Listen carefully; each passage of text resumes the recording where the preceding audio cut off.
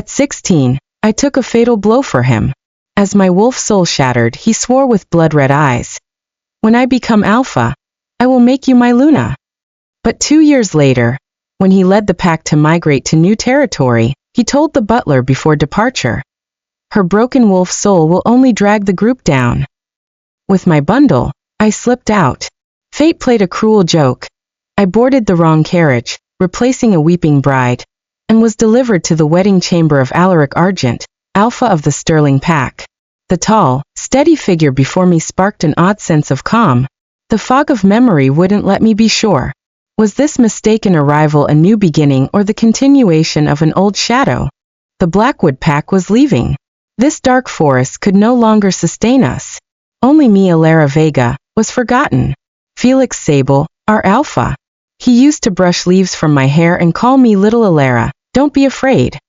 Ever since he claimed the wolf head crest, ever since I was mauled by a giant bear at 16 while protecting him, everything changed. The blow fractured my wolf soul. My memory faded, my sense of direction vanished, and I became weaker than the frailest Omega. Worst of all, I could no longer feel the wolf within me, unable to shift. Felix's gaze lost its warmth, replaced by cold assessment and silent sighs. He never yelled, but his gentle excuses, "You're too weak, you need rest," pushed me away with icy precision. No hatred, just disappointed distance that hurt more than scorn. That evening, I went to his study to ask if the new territory had space for my herb garden. The heavy oak door stood ajar, and Felix's low voice mingled with the butler's. "Patrols near Sterling Pass report suspicious tracks. The migration route must be rerouted. No time to waste." Felix's alpha tone brooked no argument. "Yes, my lord. Supplies and maps will be ready by nightfall." The butler hesitated. "And Miss Vega's arrangements? The elder's proposal?" A pause. "Migration is too dangerous. Her health, she won't survive. The elders believe a Luna who can't shift or protect herself would be a liability in the new territory, even a weakness to exploit. They suggest considering a stronger, more suitable mate to solidify our position." My heart lurched, nails biting my palm. Felix was silent, a silence that crushed me. When he spoke, his voice was steady, icy. "Alara's limitations are clear, butler." He stated it as fact. A broken wolf soul, unable to shift, lethal flaws. Migration isn't a picnic, it's a fight for survival. One mistake, wild beasts, a blizzard, even falling behind, would kill her. She needs a safe haven, not a death march with the pack. Another pause, as if acknowledging the elder's suggestion. For now, survival comes first. The new territory is unsecure. I can't afford distractions, extra guards, constant worry. It endangers the entire pack. Staying in the ancestral manor, where she's familiar and cared for, is best. He didn't endorse replacing me, but his words did. Constant worry. Endangers. Those words shattered my last hope. Anger, shame, and the fury of being labeled a liability surged. Again. Exile masked as safety. Abandonment justified as duty. Was this empty manor to be my grave? The elder's proposal, his silencia blade hovering over our bond. No. This time, I refused to be discarded. I'd prove that even with a broken soul, frail body, and faulty memory, I wasn't just a burden to be pitted. I'd reach the new territory on my own. I raced to my cold tower room, a single thought burning. I'll beat him there. Let Felix Sable see his fragile liability, walk the path he deemed impossible. I yanked open the drawer, grabbing my faded wildflower-patterned linen bundle. Inside went thick wool dresses, a pouch of dried herbs, rosemary for calm, thyme for cold, a small biscuit mold, honey oat cakes wrapped in parchment, my meager tools for survival, and a heavy pouch of silver coins, my lifeline. At dawn, the manor still slept. I slipped out like a shadow. The market was quiet, coachmen shouting destinations. Where to, miss? A bearded driver eyed me sideways. I froze. Where? The new territory's name Sterlingit swam in my fractured memory, slippery as an eel. Hurry up. Blackwood Vale. Silverflow Town? Broken Tooth Pass. The driver waved impatiently. I feared that disdainful look. the look of being deemed a fool. In panic, I shoved coins into his hand. St. Sterling. Take me near Sterling pack. I clung to the name I'd overheard. Sterling, the powerful pack bordering our new home. The carriage jolted over rough roads. I huddled in the corner, clutching my bundle like a lifeline.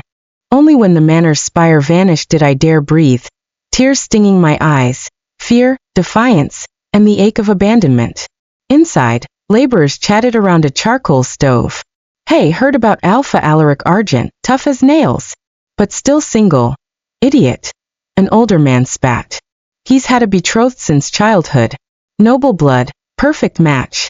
Wedding's imminent. I leaned against the cold carriage wall, lips parched.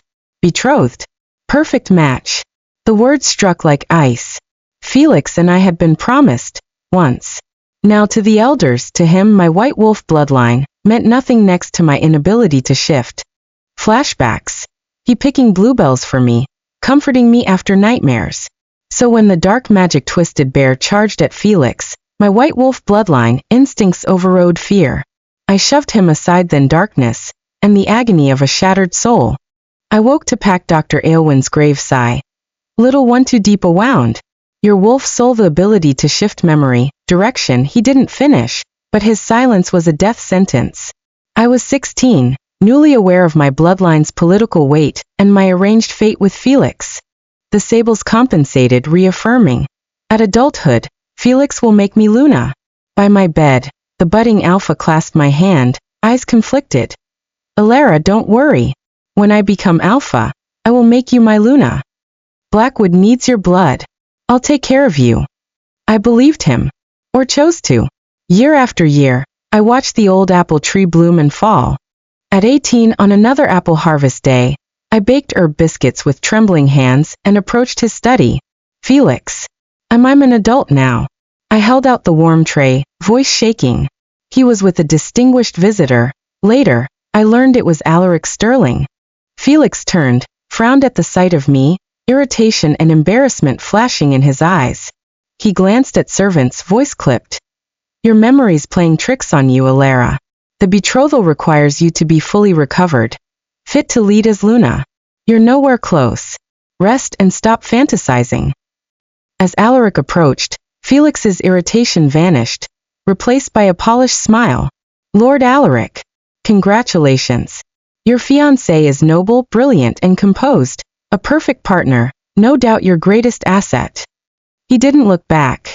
I stood there, holding the now cold, bitter-smelling biscuits, retreating to the icy courtyard steps. His praise for Alaric's greatest asset, versus his dismissal of me, cruel contrast. The elder's whispers, his cold logic, chains tightening. I wanted to scream. It's your memory that's playing tricks on you, Felix. But it didn't matter. I, the baker, the herb girl, would never be an asset. Being left behind didn't matter. I would go alone. Just as you always called me a burden on your journeys. This time I'll go first. To the place you're abandoning me for. Will you finally see that your weakness is stronger than you think? The carriage jolted to a halt, and the curtain was yanked aside. Inspection for Sterling territory. Out. A cold voice barked. I was hauled down, staring up at the imposing Sterling keep. A guard announced, single young individual found. Suspicious identity. The captain leading the patrol scanned me. Take her. Fits the conscription profile. Send her to the pack healer's lodge. 2 warrior attendants seized me, ignoring my struggles, and dragged me toward the stone cottage flanking the keep. Pack healer Lyra rushed to meet us, speaking rapidly. Hurry. Wash her up and change her clothes. The ceremony must start. She smelled of herbs and antiseptic. I was forced into a chair by Omega caretakers. They scrubbed me down and stuffed me into an oversized white dress emblazoned with the Sterling wolf crest. Finally, a rough, heavy dark wooden mask lined with wolf fangs and bone shards was clamped over my face, blocking my vision. Escort the Luna to the ceremony hall. Lyra sighed in relief. Trapped in the mask's darkness, I was half carried through stone corridors, ears filled with hushed whispers and distant trumpets, the signal for the wedding to begin. Poor thing, she's shaking non-stop, Orders are the ceremony must proceed. Did the scheduled noble bride run off? Is this a replacement? Captain Edmund's situation is also problematic, my heart raced. Replacement? Like me? Had the crying bride fled, and I'd been grabbed to take her place? The sobbing girl in a corner near the entrance to the bustling hall. I heard muffled, terrified sobs. Sister. I turned my head, voice muffled by the mask. Why are you crying?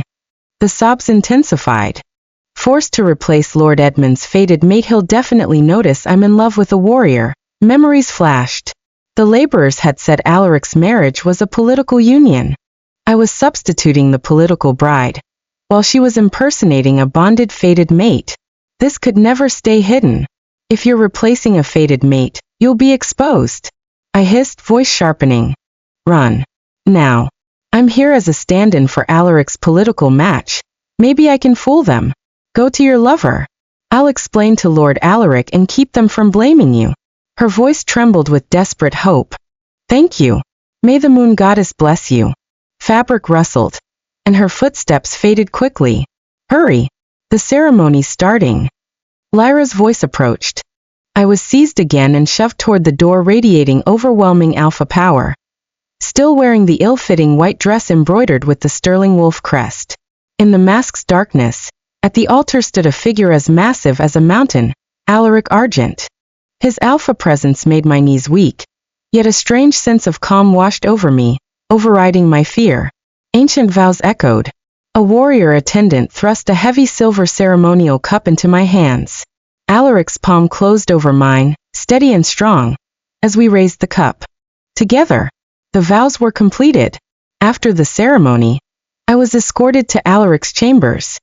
I sat on the stone bed draped in furs, clutching the oversized dress, awaiting my strange husband. Steady footsteps approached the door. It swung open, and he entered, carrying the scent of night dew and faint blood. He picked up the silver ritual dagger on the table and advanced toward me, to remove the mask. Lord Alaric. An urgent report came from outside the door. The tenant dispute in the southern border has escalated. Representatives from Oak Hollow and Greybourne are already waiting in the council chamber for your personal ruling. Alaric's hand froze. His alpha aura carried a flicker of impatience, but he only paused briefly before saying coldly, "Understood." The dagger was carefully set aside. He turned toward the door, then halted at the threshold, tilting his head slightly. His voice filtered through the mask. "Rest, Luna. No need to wait up. Pack matters take precedence." "Go ahead, the pack's affairs are crucial, I'll stay here." I replied instinctively, my voice trembling slightly. His footsteps vanished quickly. I removed the heavy headdress and mask. An Omega caretaker entered.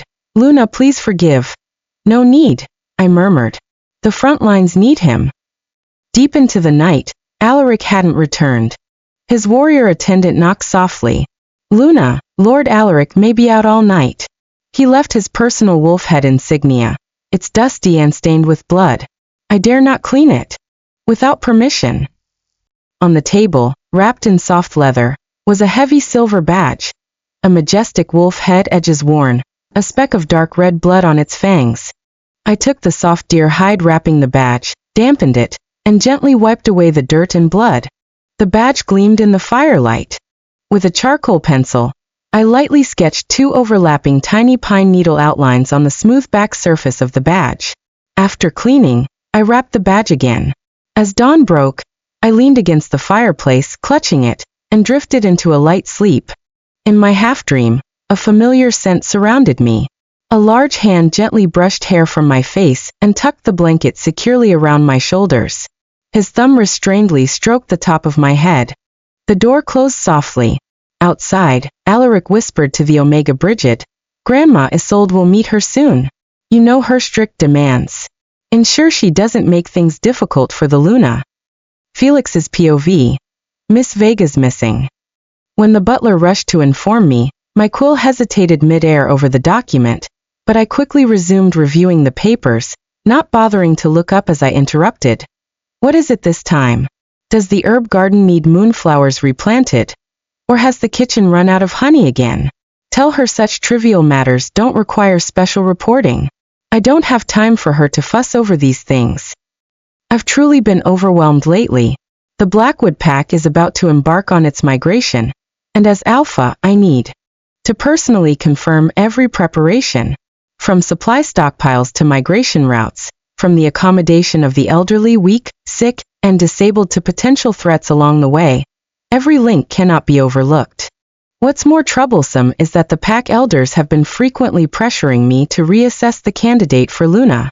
By the time I finished the last supply list, it was already dark outside the window. At dinner, Ilara's usual seat at the long table was empty. Servants carefully placed the cutlery, afraid to make a sound. I put down my knife and fork, my voice cold and hard. Since she doesn't dine on time, there's no need to save her food tonight. The hall fell silent immediately, with only the occasional soft crackling of firewood in the fireplace. The night wind carried the breath of early snow through the window gap. When I got up to close the window, my gaze involuntarily swept over the training ground. In the moonlight, those claw marks of varying depths were still clearly visible, like marks engraved in time. I suddenly remembered when we were young, Ilara was still a skinny cub, yet she dared to confront a group of alpha cubs for me. At that time, I accidentally failed in training, and was almost backlashed by an out-of-control barrier spell. It was Ilara who unhesitatingly rushed forward, shielding me with her body and taking a heavy blow directly. She was obviously weaker than me, yet she always tried to be brave. When did my distress for her turn into impatience? It was later, I suppose, after her wolf soul was shattered, and she couldn't even keep up with basic combat training, yet stubbornly insisted on studying herbs. Those failed attempts that blew up the herb garden, those cloyingly sweet honey teas, those strangely scented but highly effective potions, each one made me both irritable and helpless. I should have been the one who knew best how stubborn she was. Forget it, my tone softened involuntarily. Tell the kitchen to prepare some meat soup and send it to her. Suddenly, the captain of the guard knelt on one knee, his voice trembling. Alpha, forgive my sin. Miss Vega has been missing since yesterday. The air instantly froze. The butler stepped forward in a timely manner, respectfully handing me a scroll. My lord, the migration supplies have been inventoried. However, he cautiously lowered his voice. Regarding Miss Vega's placement, the council hopes to finalize the plan before departure. Considering the harsh migration environment, they suggest. My fingertips tapped lightly on the table. Although my voice was not loud, it made everyone unconsciously straighten their backs. I slowly stood up, and the moonlight stretched my shadow very long.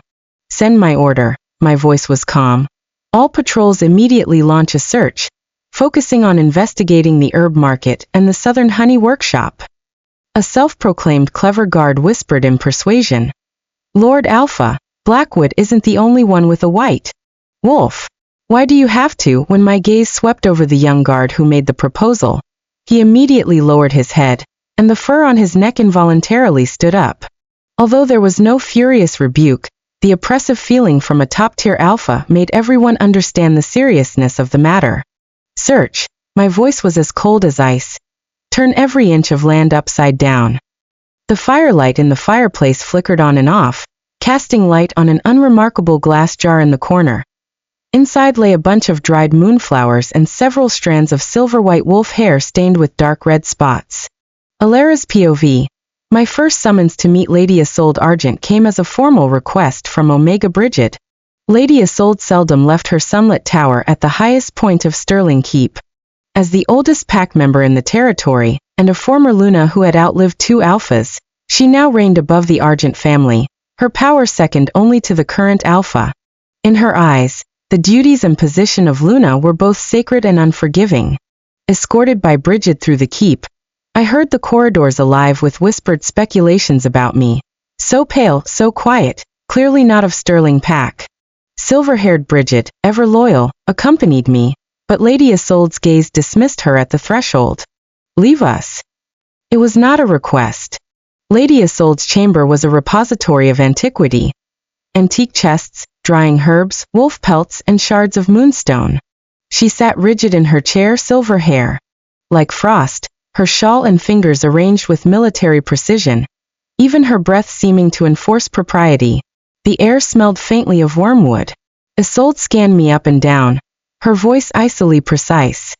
So you are the new Lady Argent. Find the tapestries lacking? The kitchen's inadequate? I hear on your first day, you requested enough honey, barley flour, and sage to stock a field hospital. I instinctively clench my skirts but force myself to explain. Many soldiers and craftsmen have struggled to sleep since the migration. I know a little herb craft, some calming bread and teas might help them rest. Lady Isolde let out a short, disdainful laugh. A Luna meddling in kitchens and stillrooms? Do you so little value your rank? She leaned forward, voice low. To rule this house, you must be neither servant nor nursemaid. You are the Pax Luna, not its handmaiden. My hands trembled, but I met her gaze. In my old pack, no one listened to me or saw my worth. This is all I know how to do. Last night, Lord Alaric barely slept until I baked him rosemary poppy seed bread. Her expression flickered, and she looked away, fixing her gaze on a faded sprig of rosemary in a silver cup, the sole living thing amid relics of the past. My first winter as Luna. I ground wheat until my hands bled while fools fought over land, she murmured absently. They remember my judgments, never my labor. Perhaps that is why our line endures. Suddenly her eyes sharpened. Remember, you did not come to Stirling to be a servant. This family, this keep, this pack, they demand the dignity of a Luna. Kindness is not weakness, but you must plant your authority in their minds, not with bread or herbs alone. Your surname and your alpha instincts matter as much as your status as Luna, she said slowly. And the Stirling Luna is not some girl with a mortar and pestle. I fidgeted with my apron, terrified of forgetting her words, and nodded vigorously. Bridget will teach you pack protocols. Stop skulking about like a lost Omega. Learn the rules, and how to command respect, Lady Isolde continued, her gaze as cold as winter iron. I tried to protest, but the words tangled in my throat. I'll try to learn, I managed. With a sigh, she waved me off, letting Bridget lead me out. Her message was clear. Some lessons are not remembered, they are enforced. And the Stirling Luna does not embarrass her family. 2 days later, as Bridget went to prepare spiced wine, the kitchen fell silent. Footsteps approached. Edric the steward, flanked by 2 Omega handmaids. One handmaid set a dark purple lacquered box on the table. Inside lay neatly stacked silver coins, beneath which peeked a sheet of vellum, glowing faintly. Edric bowed slightly, voice warm. Lady Luna, we know you've fretted over winter herbs in stores. This is a small token from the household. Even the handmaids contributed. He leaned in, voice dropping. There is a matter we hope you might mention to the Alpha. The North Slope lands, currently under Duke Clive's stewardship, the people wish to manage them locally. A word from you would secure our claim, and your favor. I stared at the coins, my mind reeling. The silver seemed to hum, promising new kitchen tools, an expanded herb shed, enough supplies to last the winter. Perhaps even tutors to help my hopeless sense of direction. But Edric's meaning eluded me. Would that be appropriate? Does Lord Alaric know of this? I whispered. Edric's smile grew patronizing, like humoring a child. The handmaid behind him murmured, Just accept the gift, my lady. The household understands discretion. You're wise, my lady. I rubbed my apron, confused. Was wisdom measured by accepting bribes? Felix's POV. A diplomatic visit to Stirling Pack should have been nothing more than a symbolic gesture. A step toward friendly relations. My composure, etiquette, and courteous banter were flawless, all perfectly mimicked. I knew I needed to secure Blackwood's currently fragile position. Stirling's Alpha, Alaric, was impeccably measured in his attitude, and I responded in kind. We were both wary, but neither revealed any sharpness. This facade of peace was crucial to both sides. Until that moment, I followed Alaric through an arched corridor. Just as I hesitated, considering whether to suggest a short break in the garden, a clear, bright laugh suddenly reached my ears. Every fiber of my being instinctively caught something unusual in that laughter. Unrestrained, neither fearful nor ingratiating. It wasn't the forced social laughter of aristocratic ladies. It was genuine, relaxed joy. Someone here lived truly at ease. Stirling Keep had always been orderly. Few guests dared make a fuss. Yet my companion merely smiled slightly, as if such scenes had long ceased to surprise him. This area can be noisy. I beg your pardon, my lady's spirits are good these days. She often plays with the young girls, Alaric explained politely. He apologized with his mouth, but his eyes were full of affection. This scene made my chest tighten. Memories surged inside me like tumbling waves. Back then, she hadn't changed out of the old, ill-fitting tweed dress. She liked sitting by the old stone pond in the south courtyard, feeding fish with a worn jug in the evenings. Sometimes lively maids would tease her, and she couldn't help but laugh. I disliked the noise, and especially resented hearing her play with the maids in the porch. I thought it shameful, and more so, that this pointless laughter diminished the family's dignity. So I ordered that the koi in the pond be distributed elsewhere, leaving only still water. The maids were no longer allowed to keep her company there. Soon, the small courtyard quieted down. No one spoke with her anymore, and the sounds of childish laughter disappeared. The courtyard became empty and silent. The servants always kept their heads low and dared not speak much. She became even more silent. Often in the evenings, she'd lean alone against the pond's edge, staring at the gray gaps in the old stones beneath the water, lost in thought. Later, even the pond froze over with a thin layer of ice. The north wind howled. Birds fled to the south. On the steps by the pond, only her thin, lonely figure remained. Whenever I passed by, I merely found her fragile posture irritating. I told myself not to dwell on it. Household authority and pack order had to come before personal feelings. Now hearing such laughter again, it was as if the laughter by the pond from back then echoed in my ears. My heart tightened, as if gripped by something. I persuaded myself that once Alara came back, I'd restock the finest koi, repair the pond, and find some obedient maids to keep her company. I, too, should cherish her like Alaric does his wife, never to restrain her again. My steps grew ever more hesitant. At this moment, the laughter drew closer. Faintly, I could hear her calling the maids by name, her voice full of gentle concern. Images of her sitting alone on the stone steps, and now, under the sun, laughing freely, flashed through my mind. Could it be was my decision truly wrong? For the first time, I felt something was amiss. A kind of unspoken remorse surged inside me. I stopped. A glint of silver caught my eye. Looking up, it was as if time stood still. It was her. That silver hair, like dawn after the snow, unmistakable anywhere. I saw her profile, smiling as she shared still warm bread with a nearby maid. She looked at peace, truly happy. My heart clutched tight, the blood draining as if siphoned away. Alara? Impossible. Wasn't she long since? How could this be? How could she be in Stirling Pack, not only well but cared for and accepted? Alaric explained offhandedly. This is my esteemed Luna, Lady Alara. I didn't even manage a reply. She was Alaric's newlywed Luna? Married to Alaric as his mate? This was laughable. Such an arrangement was a mockery of Blackwood tradition. The responsibility and symbol inherited by the Sable family had been so publicly claimed by another pack, as if my judgment and authority meant nothing. My mind was in turmoil. Was her smile a blatant flaunt of her betrayal of Blackwood? Someone I and the pack had deemed unfit, cast aside to fade quietly away in the Sable estate, now playing the part of noble lady among outsiders as if nothing had happened? Did she not think Alaric would uncover her past? Did she not understand all she represented was Blackwood's history and honor? Did she belong to Stirling Pack now? No, impossible. My anger and humiliation churned into a dark, tangled torrent. Was Alaric deliberately making trouble for me? He knew Alara's past, yet dared use her to smack my face? Or under his protection, did she become the noble lady here without a hitch? Could my past decisions have become a laughingstock for others? They thought they had won, but they overlooked that Blackwood Pack's time-honored responsibilities cannot so easily be stolen or destroyed. Alara, whether she wishes it or not, is destined to be the one I must answer for. No one can use her to step on Blackwood's or my own dignity.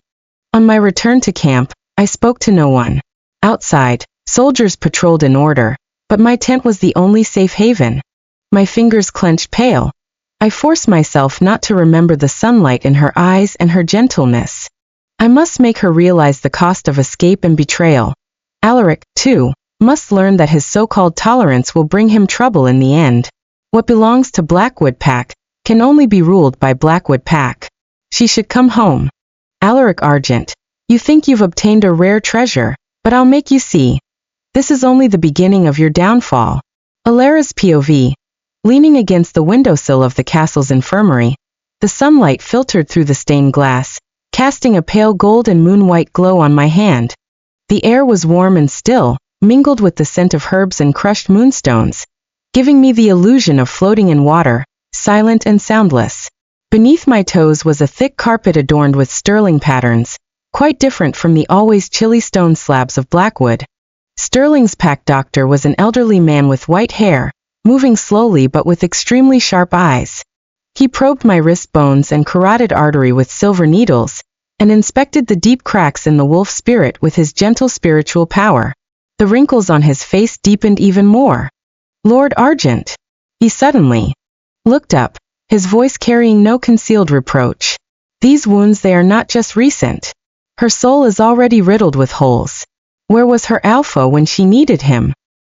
My fingers clenched the cloth on my lap, knuckles whitening. I was familiar with this kind of questioning.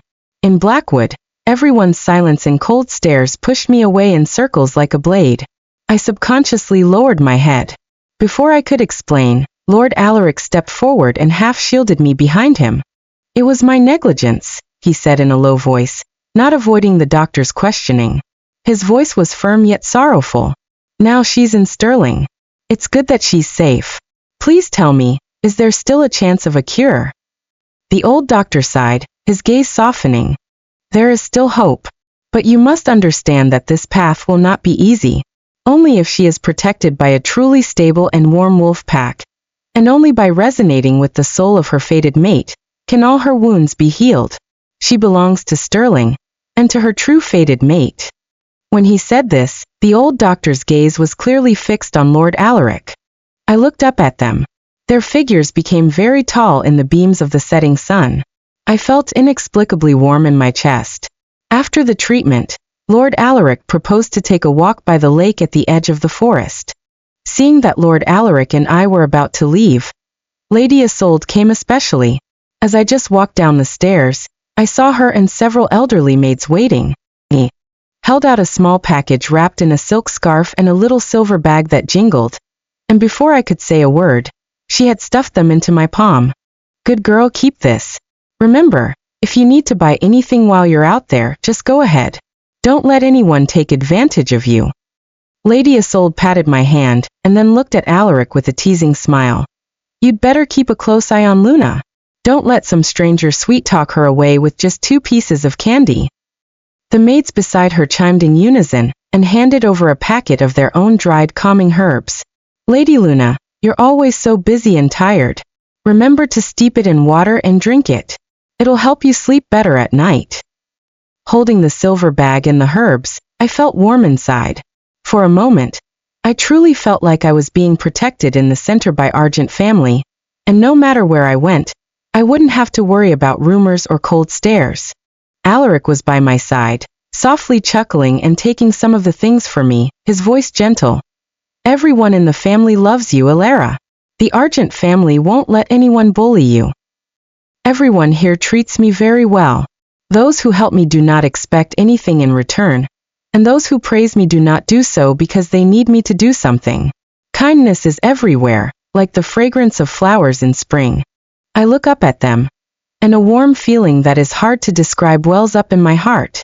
No one treats me like a fool. No one thinks I'm superfluous. At Stirling Pack, I gradually understand that my kindness can also be treated gently.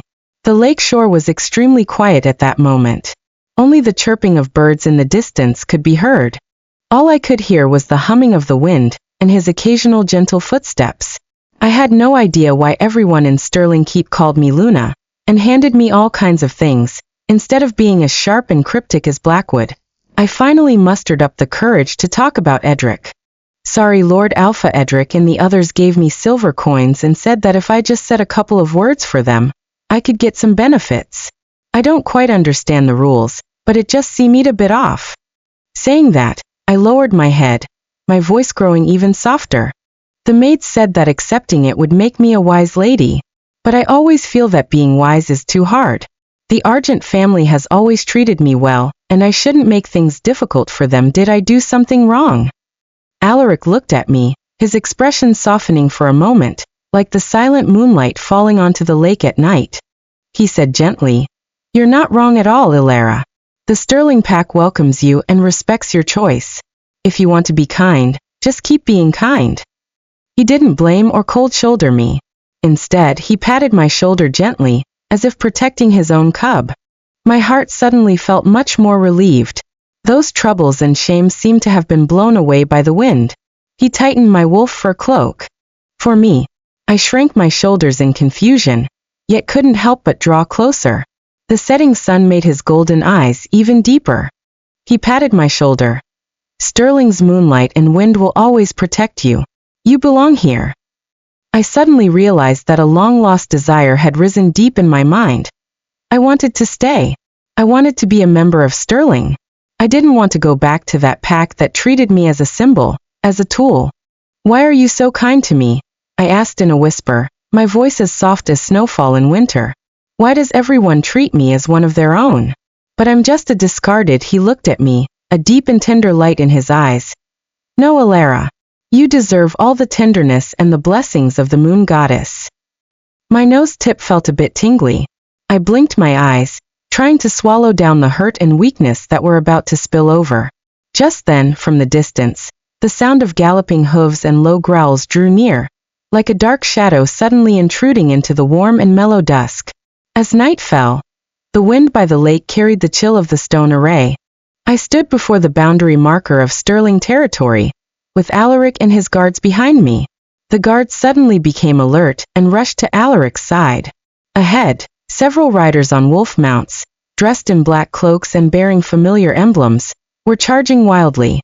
The foremost one dismounted, tall and imposing, with silver-black eyes burning with rage. Just one glance from him made the wind beneath my feet feel cold. The air was thick with tension and confrontation. Moonlight shone on the ancient stones, casting shadows and revealing the undercurrents in everyone's hearts. Felix Sable.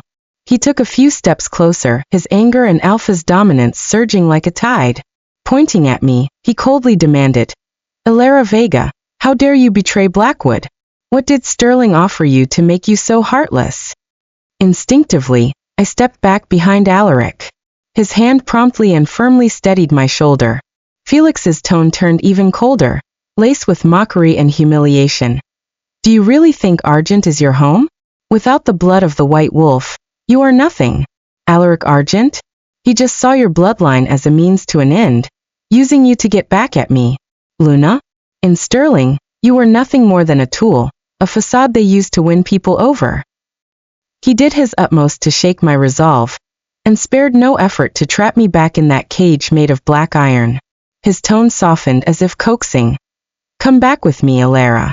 I can give you the best care, and let you spend the rest of your life in the Sable ancestral home. The prosperity of Sterling is false. They won't really accept you. You're still a burden in the end, and will be abandoned by them sooner or later. Come back.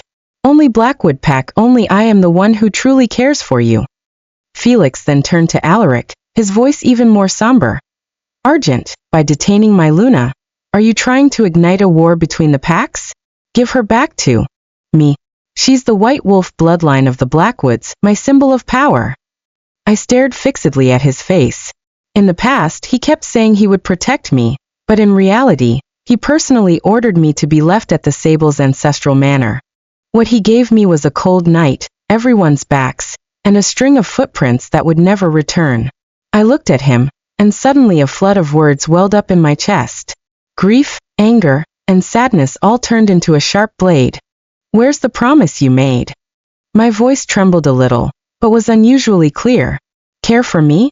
See me through my remaining years? Just like in that empty manor of Sable, being treated as a stain, being forgotten?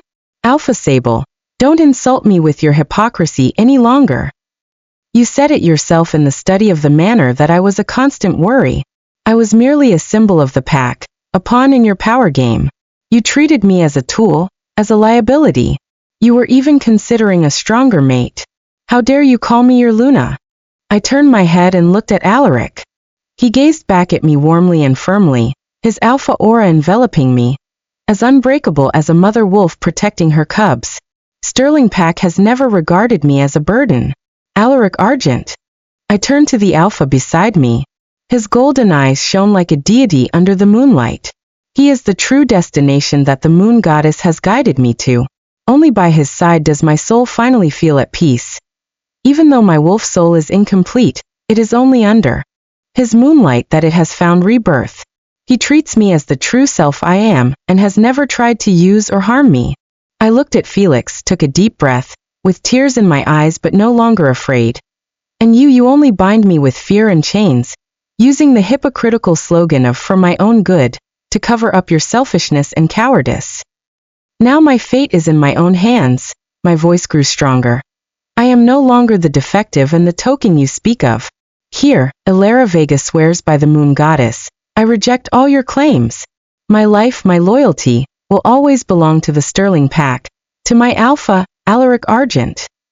I sense a new force resonating deep within my soul, like the breaking of the first ice on a river, finally flowing towards spring. Felix's complexion gradually turned pale, his lips almost bitten through. The distinct jealousy and humiliation made him instinctively spread his sharp claws, and the alpha's imposing aura burst forth. But Alaric was a step ahead of him. His broad hand held me tightly in his arms, his gaze sharpened forward. Listen carefully, Sable. The moment Blackwood abandoned her, her life was no longer your concern. Now Ilara Vega is Sterling's Luna, my fated mate. My territory forbids your presence. The Sterling guards around also transformed, growling menacingly, their silver-encrusted fangs glinting in the moonlight. Take your men and leave now. Alaric's voice turned even colder.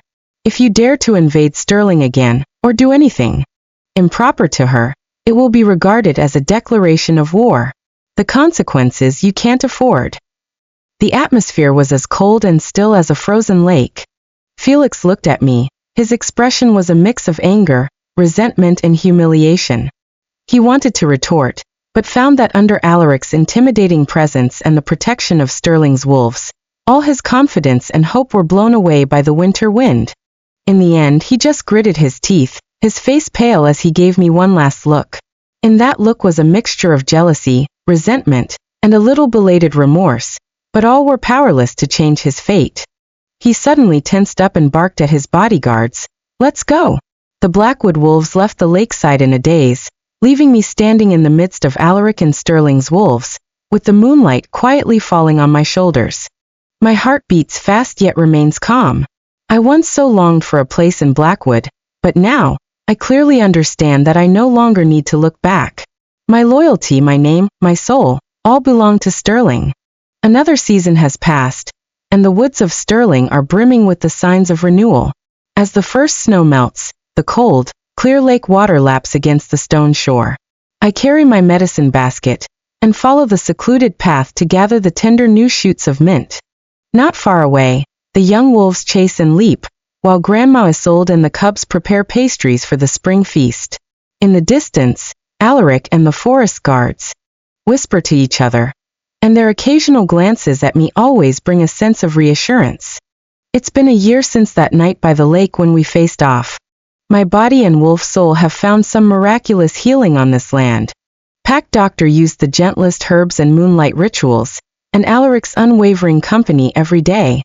My sense of direction has improved a lot, and my memory is gradually clearing up. The scar left by the incomplete wolf soul is still faint, but I no longer have nightmares at night. I can walk through the thick forest alone without fearing the wind and snow. I learned the etiquette of the Sterling Pack and participated in the management of the herb garden. The pack members approached me voluntarily. They trusted my hands and even let me look after the cubs for an afternoon. Grandma Isolde always secretly slipped me freshly baked honey cakes, and taught me the most precious braiding skills of the Sterling Pack. Here no one treated me like a fool, nor did anyone look down on me because of my past. On the day when the spring was at its fullest, Pack Doctor solemnly declared my recovery in front of everyone. Luna's wolf soul is now at peace. Her recovery is so fast that it's heartening. This strength comes from the blessing of the moon goddess, and is even more due to the protection and connection of Alpha. I looked gratefully at Alaric. His hand held mine gently yet firmly. Just as the entire pack was immersed in celebration, an unexpected gift was quietly delivered to me. A servant respectfully handed over a sealed wooden box. Upon opening it, there was a dull moonstone and a letter with vigorous handwriting. Felix's handwriting, even through the paper, carried the pride of an Alpha. There was no apology in his letter. He merely acknowledged that Sterling Pack was now my home. He repeatedly emphasized the difficulty of Blackwood Pack's migration and settlement, and insinuated that the White Wolf bloodline was now bound to Argent and was of no further value to him. The letter ended with a cold wish. May the prosperity of Sterling Pack last long enough to maintain her value. In one corner of the box, there was still a withered rosemary sprig in a silver pot, its leaves long turned into pale brown debris. Once a symbol of covenant and loyalty, now it was nothing but a mocking burial. After reading the letter, I felt no waves. The shadows that once made me shiver vanished without a trace. I gently placed the moonstone back at the bottom of the box, twirling the withered sweet grass between my fingers, and gazed out the window at the twinkling lights. Yes, the pain has been tenderly wrapped by the love and rebirth of this land. Those objects are merely souvenirs of my escape from the cage to me. When Alaric opened the box, his expression darkened slightly, his fingertips rubbing against the stone. He stubbornly turned his head away, as if he were too proud to care about the relic of the past contract. The moonstone vein beneath Sterling Mountain is far from exhausted, he said in a low voice. If you like, the land beneath your feet could forge 1,000 amulets. As for this rosemary, it should have long been blown away by the wind. Sterling only keeps new life and new bonds. He casually opened the window, allowing the spring breeze to sweep away the withered branches and fallen leaves. At this moment, Alpha's domineering and tenderness intertwined, dispelling all lingering shadows. That night, the pack lit a bright bonfire in front of the ancient stone array. The silvery white and deep golden moonlight streamed down, and all the members of Sterling gathered here. The elder held the sacred staff and murmured prayers. Alpha and Luna walked into the center of the moon spring together. Alaric held my hand tightly, his palm hot and deep. Bathed in moonlight, our palms touching, the full moon bore witness as the wolves howled around us. The silver and gold light swirled and merged between us, the power of the pack's core, and the deep covenant of our souls. My name is now deeply entwined with the Argent bloodline, with no more barriers or doubts. At the end of the ceremony, all members raised their heads, and their howls echoed through the valley, converging into a torrent of protection and commitment. Alaric easily pulled me into his arms and whispered a vow in my ear. The stars, the moon and the wolves of Sterling will always protect you. Alara, we will walk towards the future together. The banquet lasted until late at night. As the night grew cooler, under the starry sky, Alaric led me up to the high point of the fortress. Standing side by side, we gazed out at the Sterling mountains and rivers bathed in moonlight. He suddenly raised his head and let out a deep, long alpha howl, full of dignity and love. I followed him, raising my head and tentatively letting out a howl. My howl was not as thick as Alaric's, but it was clear and firm, carrying rebirth and hope. At that moment, all the wolves in the mountains and fields responded, as if Sterling's fate was completely tied to this full moon. From now on, the identity of Luna is no longer just a title, but my honor and my home. Sterling's family's land, and my alpha will be my new life and new soul, never to be separated.